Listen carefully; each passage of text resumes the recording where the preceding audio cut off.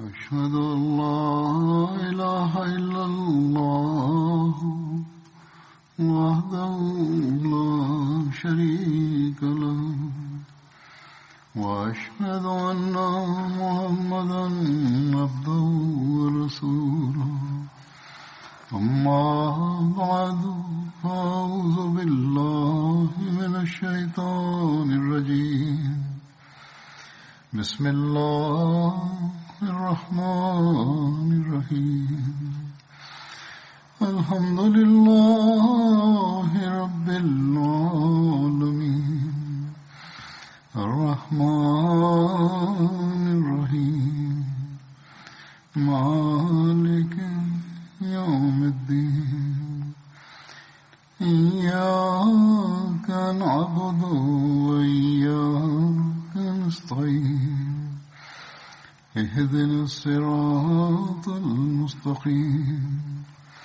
صراط الذين أنعمت عليهم غير المغضوب عليهم ولا الضالين. Mu'minin ayyadahullahu ta'ala binasril aziz anasema baada ya siku tatu kuna tarehe ya Machi 23 ni siku ambapo Hazrat Masih Maud alayhi wassalam alipoanza kupokea baiati, na hivyo pamoja na kudai kwake kuwa Masihi aliyeahidiwa, jumuiya ya Waislamu wa Ahmadiyya ilianzishwa rasmi. Katika jumuiya siku hiyo husherehekewa kwa jina la siku ya Masihi aliyeahidiwa alayhissalam, na kwa munasaba wa siku hiyo mikutano hufanywa vile vile. Madai ya Hazrat Masih Maud alayhi wassalam na shabaha ya kuja kwake huwa inaelezwa. Kuhusiana na hilo, kwa kuwa bado zipo siku tatu, lakini hadi Ijumaa ijayo tutakuwa tumekwenda mbele, hivyo leo nitaeleza baadhi ya maandishi ya Sayyidina Ahmad alayhi wassalam kama alivyoeleza mwenyewe. Mwaka huu labda katika nchi nyingi na kwenye maeneo mbalimbali, kutokana na mlipuko wa virusi, huenda mikutano haitafanyika. Hivyo pamoja na hutuba yangu, vipo vipindi mbalimbali vitakavyorushwa kwenye MTA. Kila mwanajumuiya anatakiwa avisikilize vipindi hivi pamoja na watoto wake huko nyumbani. Masihi Maud alayhi wassalam akiwa mtumishi wa Mtume Muhammad sallallahu alaihi wasallam alikuwa ametumwa duniani ili aweze kuendeleza kazi zake na kuisambaza dini yake. Hivyo katika sehemu moja Sayyidina Ahmad alayhi salam anasema, mimi namsalia Mtume sallallahu alaihi wasallam ya kuwa Mwenyezi Mungu ameianzisha silsila hii kwa ajili yake tu, na maendeleo yote yapatikanayo yanatokana na fadhila na baraka zake.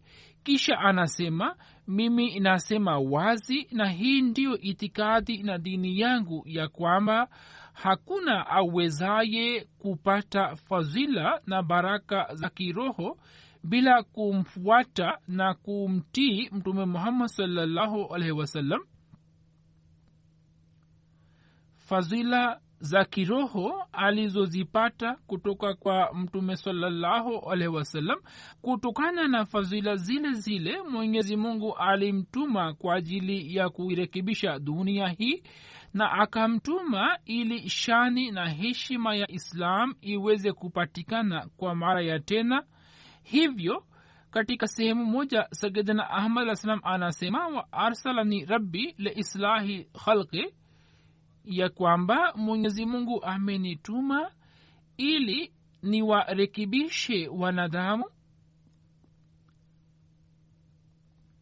Kisha akifafanua zaidi kuhusu shabaha ya kuja kwake, Al-Masihi Maud alayhi salam anasema, mimi nitaeleza jambo hili mara kwa mara, na siwezi kujizuia kulisema ya kuwa mimi ndiye yule yule aliyetumwa kwa wakati kwa ajili ya kuwarekebisha wanadamu ili dini iweze kustawisha katika mioyo ya watu. Mimi nimetumwa kama mtu yule alivyokuwa ametumwa baada ya mja yule wa Mungu aitwaye Kalimullah, ambaye roho yake katika utawala wa Herodes baada ya kukabiliana na mateso mengi ilinyanyuliwa huko mbinguni.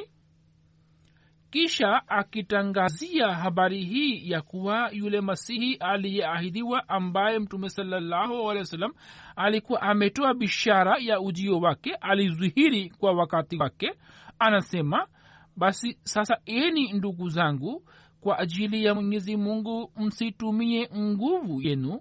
Ilikuwa imekadiriwa ya kuwa mimi ningeeleza mambo ambayo mlikuwa mmekosea kuyaelewa. Ikiwa nini mungekuwa kwenye njia iliyonyoka, basi kulikuwa na haja gani ya kuja kwangu? Mimi nimekwisha sema ya kuwa mimi nimekuja kwa ajili ya kuurekebisha umma huu nikiwa Ibn Maryam, na nimekuja kama Masihi mwana wa Maryamu alivyokuwa amekuja kwa ajili ya kuwarekebisha Mayahudi, na ndiyo maana nimeitwa kuwa mfano wake, kwani shughuli nilizopewa mimi ni shughuli zinazofanana na shughuli za Masihi.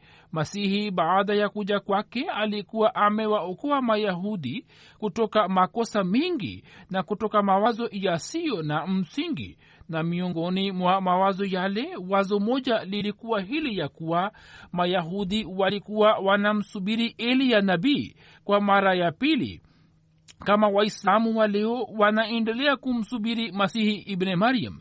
Hivyo Masihi kwa kusema haya ya kuwa Eliya nabii hawezi kuteremka kutoka mbinguni na mwana wa Zakaria aitwa Yahya ndiye Eliya, yeyote anayependa kumkubali amkubali, akaliondoa kosa hili. Ila hali Mayahudi walimwita kama mzushi na mkaidi wa vitabu vyao, lakini jambo lililokuwa la kweli akalizihirisha, na hali hiyo hiyo ikatokea kwa yule aliyekuwa mfano wake, naye pia akaitwa mzushi kama Masihi alivyokuwa ameitwa. Je, huu si mfanano ulio juu sana? Na si kwa ajili ya Waislamu pekee, bali Masihi Mola Islam aliwaambia watu wa kila taifa na kila dini umuhimu wa ujio wake. Hivyo Sayyidina Ahmad Islam anasema, iwe wazi pia kuwa kuja kwangu katika zama hizi toka kwa Mwenyezi Mungu sio kwa ajili ya kuwarekebisha Waislamu tu, bali lengo ni kuzirekebisha kaumu zote tatu za Waislamu, Wahindu na Wakristo. Na kama vile Mungu alivyonituma kuwa Masihi Maud kwa Waislamu na Wakristo, vivyo hivyo nilivyo autar kwa ajili ya Wahindu. Nami tangu miaka 20 hivi au zaidi naendelea kutangaza kuwa kwa kuziondolea mbali zambi zile zilizoijaza dunia, kama vile nilivyo katika sura ya Masihi mwana wa Maryamu, vivyo hivyo nipo pia katika sura ya Radha Krishna, ambaye alikuwa ndiye avatar mkubwa kuliko maavatar wote wa dini ya Wahindu. Au inapaswa isemwe hivi ya kuwa kwa sura ya uhakika wa kiroho mimi ndiye yule yule. Haya sio mawazo yangu au maksio yangu, bali yule Mungu aliye Mungu wa ardhi na mbingu ndiye aliyenizihirishia haya, na si mara moja tu, bali mara nyingi aliniambia kwamba Ukrishna kwa ajili ya Wahindu na Masihi Maud kwa ajili ya Waislamu na Wakristo. Nafahamu kuwa Waislamu walio majahili watakaposikia tu habari hii, mara moja watasema kuwa kwa kujipa jina la kafiri nimeukubali ukafiri kwa uwazi kabisa. Lakini huu ni wahi wa Mungu ambao siwezi kukaa bila ya kuudhihirisha, na leo hii ni siku ya kwanza ambapo ninalieleza jambo hili katika mjumuiko mkubwa kama huu, kwa sababu wale watu watokao kwa Mungu huwa hawaogopi lawama ya mlaumu yeyote. Hutuba hii Masihi Mola Islam alikuwa ameitoa katika mji wa Sialkot, ambapo hutuba hii alikuwa ameitoa mbele ya hadhara kubwa ya Waislamu na Wahindu. kisha akielezea umuhimu wa ujio wake Masihi Maud Islam anasema binadamu anapokaidi amri ya Mwenyezi Mungu, kukaidi kwake kuna muingiza kwenye uasi. Askari mmoja wa kawaida anapoleta ujumbe fulani kutoka serikalini, sasa mwenye kulikataa jambo lake hutajwa kuwa mkosefu na huadhibiwa. Sasa hii ndiyo hali ya viongozi wa dunia. Sasa yule anayetumwa na mhakimu wa wahakimu wote kumkataa na kuvunja heshima yake, kutakuwa na uasi mkubwa kiasi gani wa Allah. Mwenyezi Mungu ni mwenye ghera, naye kutokana na hekima yake na sawa na mahitajio katika mwisho wa karne iliyokuwa imeharibika, akamtuma mtu mmoja ili awaite watu kwenye mwongozo. Sasa kuzikandamiza hekima zake zote chini ya miguu ni dhambi kubwa mno. Kisha huzuri anasema akili ya kibinadamu haiwezi kulingana na hekima ya Mwenyezi Mungu. Binadamu ni nani ambaye anadai kuwa na uelewa mkubwa kuliko hekima ya Mwenyezi Mungu? Hekima ya Mungu ndiyo iliyo wazi na safi kabisa. Huzuri anasema mtu mmoja tu alipokuwa anaritadi kutoka Islam, anaizungumzia zama zake, basi kelele zilikuwa zinapigwa mno. Lakini kwa sasa Islam imekandamizwa chini ya miguu ya kuwa wapo waritadi 100,000. Kisha anasema kuwa dini tukufu ya Islam imeshambuliwa na mashambulizi mengi kwa kiasi hiki ya kuwa maelfu na malaki ya vitabu vilivyojaa matusi zidi ya Mtume sallallahu alaihi wasallam vinapigwa chapa. Mamilioni ya majarida yanachapishwa, na vyote vinavyochapishwa zidi ya Islam ikiwa vikusanywe kwa pamoja vitakuwa kama mlima mkubwa. Hali ya Waislamu imekuwa hivi kana kwamba wamekosa uhai na wote wamekufa tayari. Sasa ikiwa katika muda huu bado Mungu aendelee kunyamaza, basi hali itakuwa ya namna gani? Shambulio moja la Mungu lina nguvu zaidi kuliko maelfu ya mashambulio ya kibinadamu, na ni shambulio litakaloshindisha dini yake. Wakristo wameendelea kupiga makelele tangu miaka 1900 wakisema kuwa Isa ndiye Mungu, na dini yao imeendelea kusonga mbele na Waislamu wameendelea kuwasaidia katika hilo. Wakristo wana silaha kubwa mkononi mwao ya kuwa Masihi yuko hai na mtume wenu amekusha fariki dunia. Kisha Masihi Maud Islam anasema kuwa Lord Bishop alikuwa amesema jambo hilo hilo katika hadhara kubwa mjini Lahore, na hakuna Muislamu yeyote awezaye kumjibu. Lakini kutoka jumuiya yetu alikuwepo Mufti Muhammad Sadiq Saheb, naye akasimama na akathibitisha kutoka Qurani, hadithi, historia na kutoka Biblia ya kuwa Isa amekwisha fariki dunia na mtume wetu yuko hai, kwani kutokana na kupata fadhila na baraka zake wenye kuonesha miujiza waliendelea kupatikana katika zama zote, ndipo yeye alishindwa kutoa jibu lake. Huzuri anasema kuwa safari moja nilikuwa nimewatangazia Wakristo katika mji wa Ludhiana ya kuwa hitilafu lililopo baina yetu si kubwa sana na ni jambo dogo tu, ya kuwa nyinyi muamini kwamba Isa amekufa na hakupanda mbinguni. Kuna shida gani katika kuliamini hilo? Hapo wakashtuka mno na wakaanza kusema kuwa ikiwa tukiamini hilo ya kuwa Isa amekufa na hakupanda mbinguni, basi katika dunia nzima hakutabaki hata Mkristo mmoja. Alisema kuwa angalieni, Mwenyezi Mungu ni mwenye ujuzi na mwenye hekima, naye ametumia njia ambayo itawamaliza maadui. Kwa nini Waislamu wanagoma katika hilo? Je, Isa alikuwa bora kuliko Mtume sallallahu alaihi wasallam? Ikiwa mnanipinga, basi msipitilize katika upinzani huu na msifanye kazi ambayo ilete hasara kwa dini. Mwenyezi Mungu hachagui njia iliyo na kasoro, na bila kuitumia njia hiyo hamwezi kuvunja msalaba. Kisha Hazrat Masihi wa Islam anasema kazi aliyonituma Mwenyezi Mungu kuifanya ni hii, kwamba uchafuzi uliotokea katika uhusiano wa viumbe waliokuwa na Mungu ni uondolee mbali huo uchafuzi na kuimarisha mara nyingine uhusiano wa upendo na ikhlasi, na kwa kudhihirisha ukweli nikimaliza vita vya kidini niweke msingi wa suluhu, na zile kweli za kidini zilizofichikana kwa jicho la dunia nizidhihirishe, na hali njema ya roho iliyokandamizwa chini ya giza za tamaa za nafsi nioneshe mfano wake, na nguvu za Mungu ambazo zikiingia ndani ya binadamu zinadhihirika kwa njia ya mwelekeo kwenye Mungu, na dua nieleze kaifia hali yake kwa hali, si kwa maneno tu.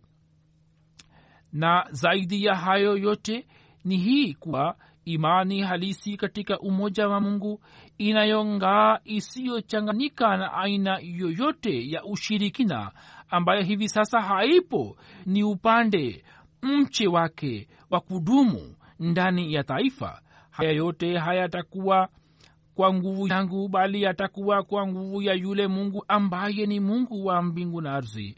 Mimi naona kuwa Mungu upande mmoja akinilea kwa mkono wake na kunifunulia wahi wake, ameujalia moyo wangu jazba hii kwamba niinuke ili kurekebisha hali za namna hii, na upande wa pili ameandaa mioyo pia ambayo ipo tayari kuyakubali maneno yangu.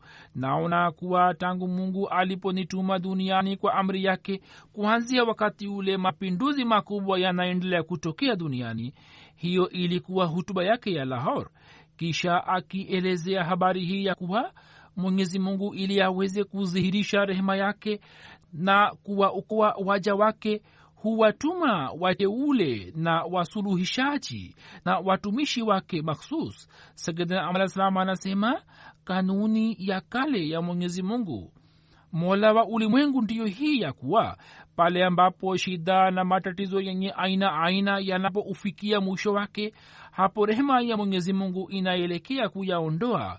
Kama vile pale ambapo kutokana na kutokunyesha mvua ukame unatokea na watu wanaanza kufa, ndipo Mwenyezi Mungu mwenye huruma analeta mvua. Na wakati ambapo kwa sababu ya janga fulani malaki ya watu wanaanza kufa, basi hapo ndipo sura fulani ya kuwasaidia inajitokeza au tiba yoyote inapatikana. Na pale ambapo taifa fulani inakamatwa na mzalimu, ndipo mwadilifu yeyote na mwenye kuwasikiliza huzaliwa. Basi vivyo hivyo watu wanaposahau njia ya Mwenyezi Mungu na kuacha tauhidi na ukweli, hapo Mwenyezi Mungu akimjalia mja wake busara iliyokamilika na kwa kumpatia neema ya wahi na ufunuo wake, anamtuma kwa ajili ya kuwarekebisha wanadamu ili ufisadi ambao unakuwa umekusha tokea aweze kuondoa.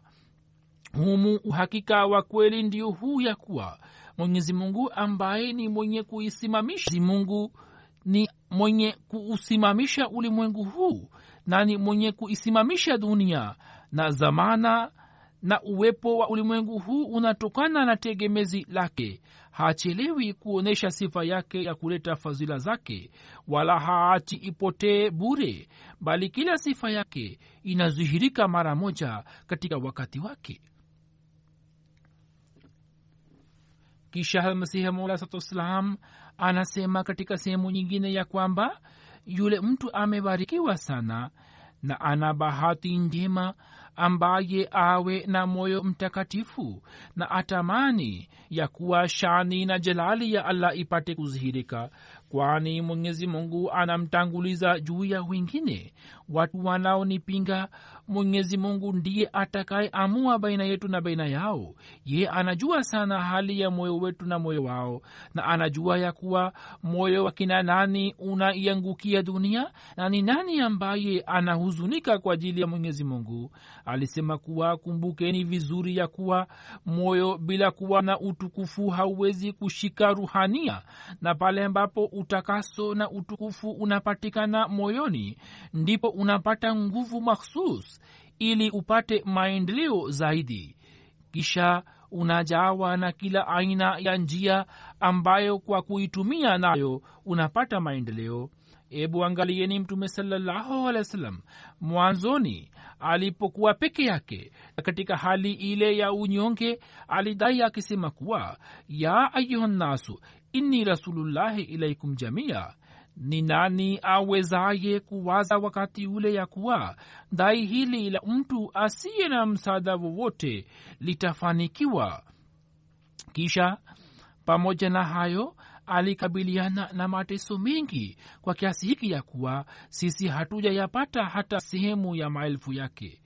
Kisha Masihi Maud alayhi salam akiinasihi dunia kwa jumla anasema, nasaha yetu ya mwisho ndiyo hii ya kuwa nyinyi muangalie imani yenu, msije mkaonesha kibri na hali ya kughafilika kwenu na muchukuliwe kama waasi mbele ya Mwenyezi Mungu.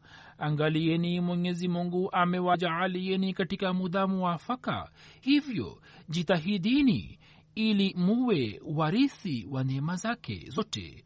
Mwenyezi Mungu alitazama kutoka mbinguni ya kuwa yule aliyepewa heshima huwa anakandamizwa chini ya miguu, na mtume yule aliyekuwa bora kuliko wote anatukanwa na anahesabiwa miongoni mwa waovu na waungo na wazushi, na kitabu chake ambacho ni Kurani tukufu inakumbukwa kwa maneno mabaya na inachukuliwa kama kitabu cha kibinadamu.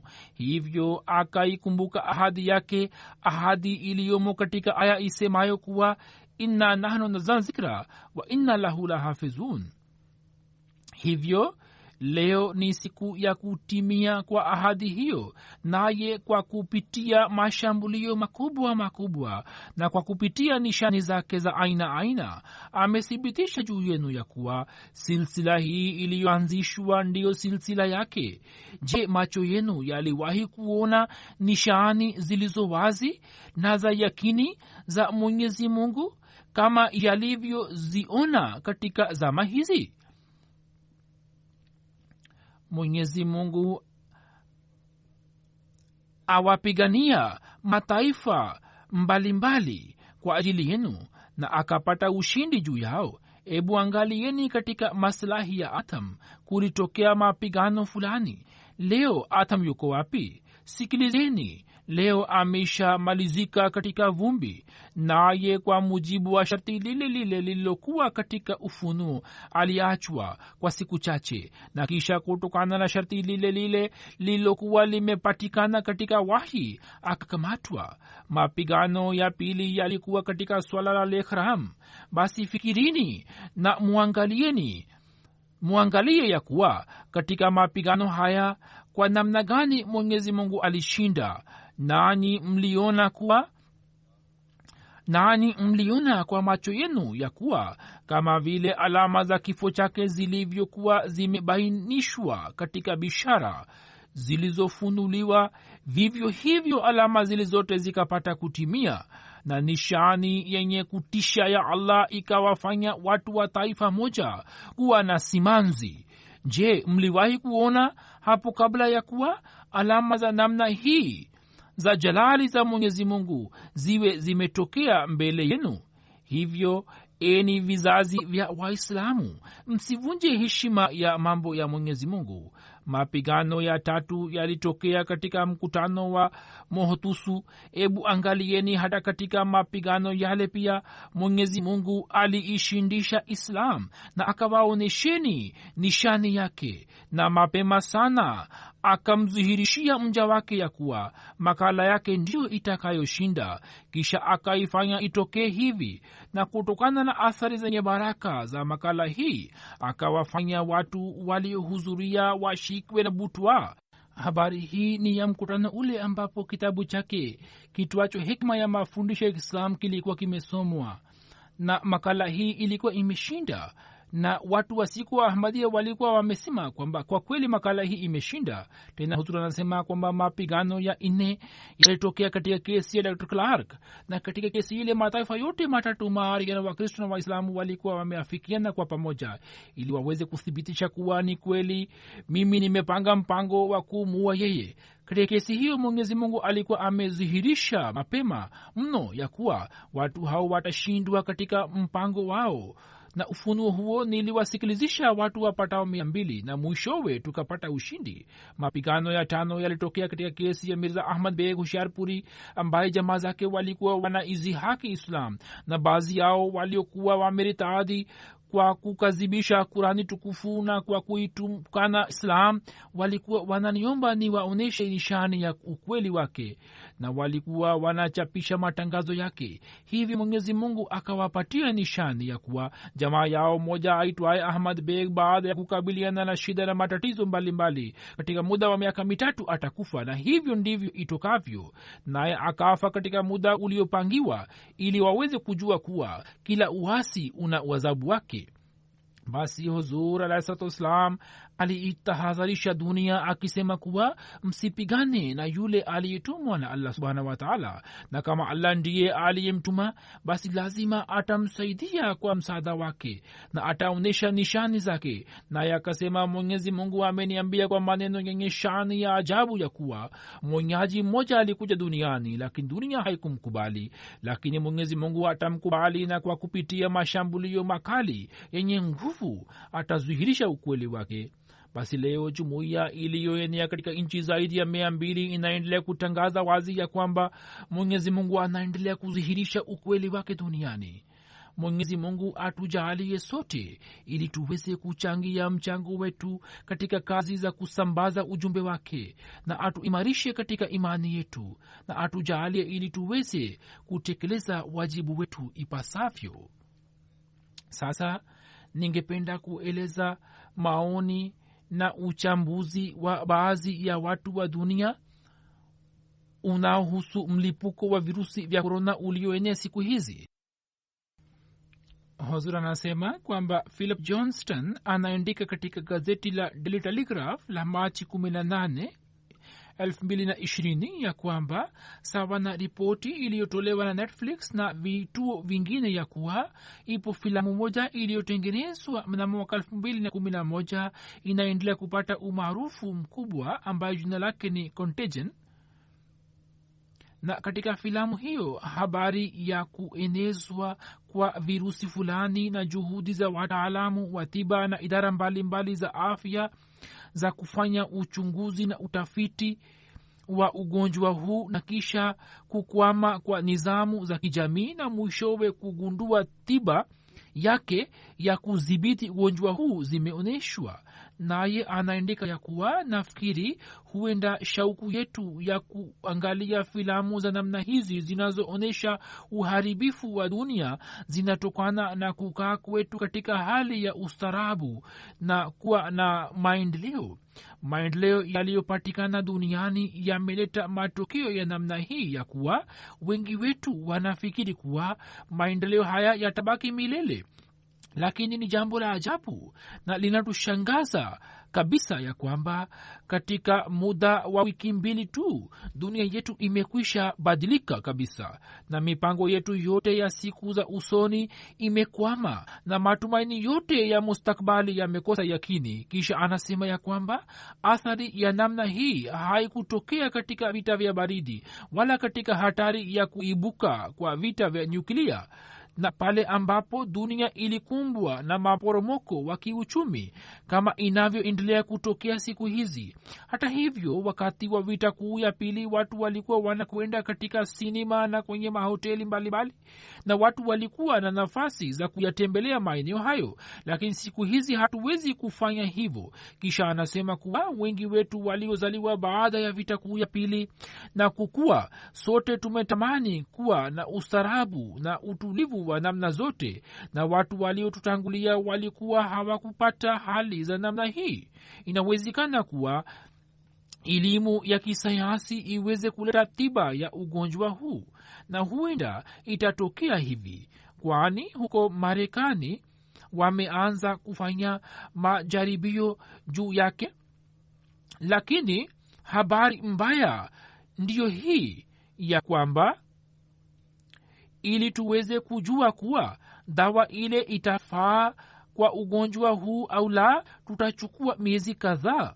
Kisha anaandika kuwa katika historia tunapata kujua kuwa watu waliegemea itikadi na dini yao katika hali za namna hii na wakakabiliana na hali za aina hii ili kile kilichotokea kwa wapendwa wao waweze kuunganisha na jambo fulani.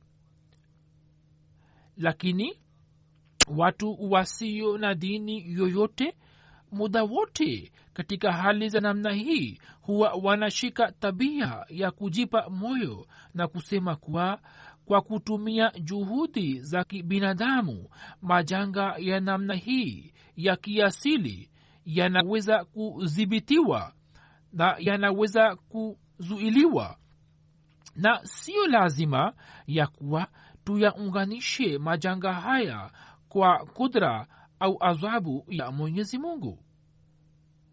Mara nyingi tumewasikiliza watu wakisema kuwa mambo yatakuwa mazuri tu na wanasayansi watatafuta utatuzi wake, liwe swala la global warming au janga lolote lingine. Anasema kuwa hivi karibuni tutapata kujua ya kuwa matumaini ya namna hii ni hatua stahiki au la, na ikiwa haitatokea hivi basi labda nitarejea upande wa kanisa. Ijapokuwa kwa sasa nipo mbali na dini na nipo mbali na Mwenyezi Mungu, na kwa sasa wanasayansi wanaendelea kufanya juhudi yao, na ikiwa hawatafanikiwa basi tutafikiri ya kuwa labda sasa turejee upande wa dini. Basi virusi hivi vimeishawishi dunia ili imwelekee Mwenyezi Mungu, lakini Mwenyezi Mungu wa kweli ni Mungu wa Islam ambaye kwa wale wanaomwelekea kwake amewaonesha njia yake, na kwa wale wanaopiga hatua moja amewatangazia kuwakimbilia na kushika mkono wao, na amewatangazia kuwapa uhifadhi wake. Basi katika hali za namna hii, pale tunapowajibika kujirekebisha, pia tuna haja ya kufanya mahubiri kama ipasavyo, na kuna haja kubwa ya kuiambia dunia kuhusu Uislamu. Kisha kila mwanajumuiya anapaswa kufanya juhudi maalum ili aweze kuiambia dunia na aweze kuwaambia watu wa dunia ya kwamba ikiwa mnataka amani katika dunia, basi mumtambue Mungu wenu aliye muumba wenu. Endapo mnataka mwisho wenu uwe mwema, basi njoni mumtambue muumba wenu, kwani mwisho wa akhira ndio mwisho wa kweli. Msimshirikishe naye kwa yeyote, na mutimize haki za viumbe wake. Basi yatupasa kufanya hivyo, na Mwenyezi Mungu amjali kila mmoja wetu. Sasa watu wa dunia pia wameanza kusema kuwa majanga ya namna hii yataendelea kuzidi.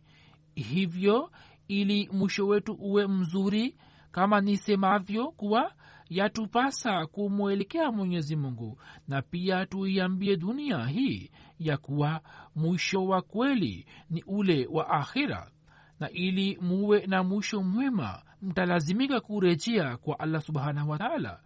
Na kuhusiana na hilo, mahiri mmoja alionya akisema katika makala yake iliyopigwa chapa katika jarida la The Times katika tarehe 6 Machi, akisema ya kuwa inawezekana kuwa virusi hivi vya korona vitapata mabadiliko fulani, na baada ya miaka michache ijayo virusi vipya vya korona vitaenea duniani. Naye ameandika ya kuwa huenda baada ya miaka 3 tutaona ugonjwa mwingine mpya. Kisha makala moja ilichapishwa na Bloomberg inayosema kuwa wanasayansi wanaweza kudhibiti virusi vya korona, lakini vita hii ya kibinadamu ambayo ni zidi ya majanga mbalimbali ni vita endelevu. Wapo wadudu wa aina fulani fulani wanaoendelea kuzaliwa tena. Kwa mujibu wa shirika la kiafya duniani, kuanzia mwaka 1970 hadi leo vipo virusi vipya vilivyogunduliwa ambavyo idadi yao ni zaidi ya 1500, na katika karne ya 21 magonjwa ya namna hii yameendelea kuenea kwa kasi zaidi, na majanga yaliyokuwa yakienea katika maeneo maalum sasa yanaweza kuenea katika ulimwengu wote. Kwa vyote vile maelezo haya ni marefu na siwezi kuyaeleza yote, lakini kama nisemavyo ya kwamba ili mwisho wetu uwe mwema, Mwenyezi Mungu atujalie tujenge mahusiano imara na Allah Subhanahu wa Ta'ala, na Mungu atujalie kufanya hivyo. Kuhusiana na mlipuko huu wa virusi vya korona, nimekushatoa maagizo. Pia ningependa kuwakumbusheni, kwa kuwa mlipuko huu unaendelea kuenea kwa kasi katika dunia nzima, na hata hapa athari yake imeanza kupatikana, na serikali imelazimika kuchukua hatua stahiki kwa ajili ya kudhibiti ugonjwa huu. Pale ambapo majanga yanapotokea yanaweza kuwakamata watu wengi, hivyo kila mmoja wetu anapaswa kuchukua tahadhari. Yatupasa kutekeleza maamrisho na maagizo ya serikali.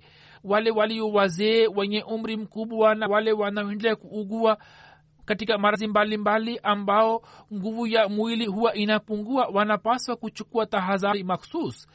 Wale wazee wenye umri mkubwa wasitoke nje sana kutoka majumba yao, na hili ni tangazo la serikali vile vile, isipokuwa labda kama mtu ana afya nzuri anatoka kwa ajili ya kazi maalum, lakini anatakiwa aepukane na kuhudhuria misikitini.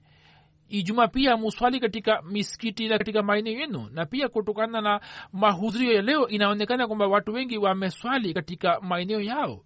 Labda kwa siku zijazo tupate amri kutoka serikali kwamba tusijumuike kwa ajili ya Ijumaa. Kina mama vile vile waepukane kuja misikitini wanapokuja na watoto, hivyo wanapaswa kuchukua tahadhari maalum. Pia madaktari wanaendelea kutangaza na kusema ya kwamba ili tuweze kuongeza nguvu ya mwili, tuwe tunapumzika ipasavyo na tulale vizuri, tupate usingizi mzuri.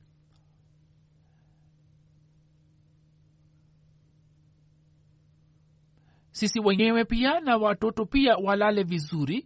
Mtu mzima anapaswa kulala angalau kwa masaa 6-7, na mtoto mdogo anapaswa kulala hadi saa 8-9 hadi masaa 10. Na sio maana kwamba tuendelee kuangalia televisheni usiku halafu asubuhi tuamke tukichelewa na tukose sala ya alfajiri, halafu tuamke haraka haraka, halafu tuende kazini, na kutokana na kazi na mchana kutwa, kutokana na uchovu tushambuliwe na magonjwa. Hivyo pia tuwafahamishe watoto nao pia walale mapema na waamke mapema, walale angalau kwa masaa 8 au 9. Kisha tuepukane na vyakula vya masokoni. Pia vyakula hivi vya masoko huwa vinasambaza ugonjwa mbalimbali, haswa mapaketi ya chipsi ambayo watoto wanapatiwa kwa ajili ya kula, na vitu vingine ambavyo vinachanganywa vitu mbalimbali vya masokoni pia ni hatari kwa ajili ya afya.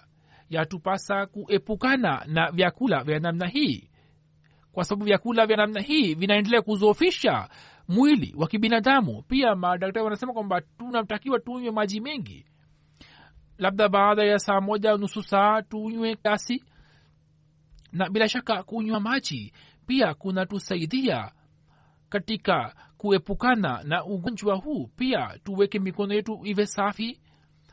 Kama tumekosa kupata sanitizer, basi tuendelee kuosha mikono yetu, na kama nisemavyo hapo kabla kwamba angalau kwa mara 5 wale wanaotawaza wanapata nafasi ya kujitakasa. Hivyo tuangalie, na nimekushasema kuhusu kupiga chafya hapo misikitini na huku nyumbani vile vile. Pale ambapo mnapiga chafya, basi muweke kitambaa mbele ya mapua yenu, na pia madaktari wanasema kwamba labda mnaweza kuweka mkono wenu juu ya mapua ili matone yake yasiruke hapa na pale. utakaso ni kitu cha msingi, usafi ni kitu cha msingi, hivyo mnapaswa kuangalia sana na kuzingatia sana. Lakini zaidi ya hayo, silaha ya mwisho ni maombi, na tunapaswa kufanya maombi kwamba Mwenyezi Mungu atuokoe kutoka shari hii. Na wanajumuiya wote tuwaombe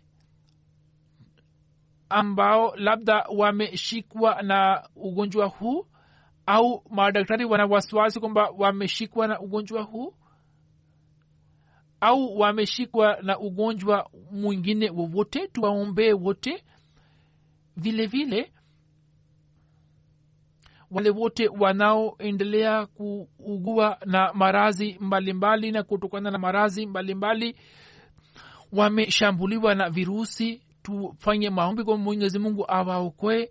Na kwa ujumla tukumbuke katika maombi yetu kila mtu wa dunia kwamba Mwenyezi Mungu aiokoe dunia hii kutoka shari ya ugonjwa huu, na wale ambao ni wagonjwa Mwenyezi Mungu awajalie uponyo, na kila mwanajumuiya apewe uponyo, na pia Mwenyezi Mungu amjalie kila mwanajumuiya azidi katika imani na katika ikani.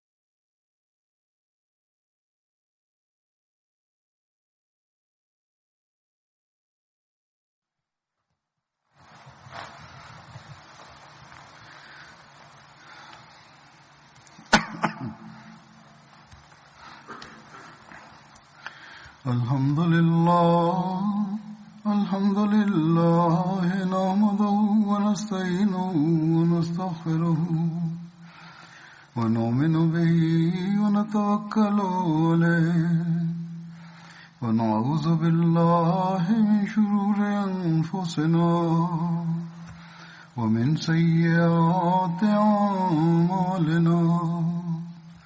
من يهده الله فلا مضل له ومن يضلل فلا هادي له ونشهد أن لا إله إلا الله ونشهد أن محمدا عبده ورسوله. عباد الله رحمكم الله، إن الله يأمر بالعدل والإحسان وإيتاء ذي القربى وينهى عن الفحشاء والمنكر والبغي يعظكم لعلكم تذكرون. اذكروا الله يذكركم وادعوه يستجب لكم ولذكر الله أكبر.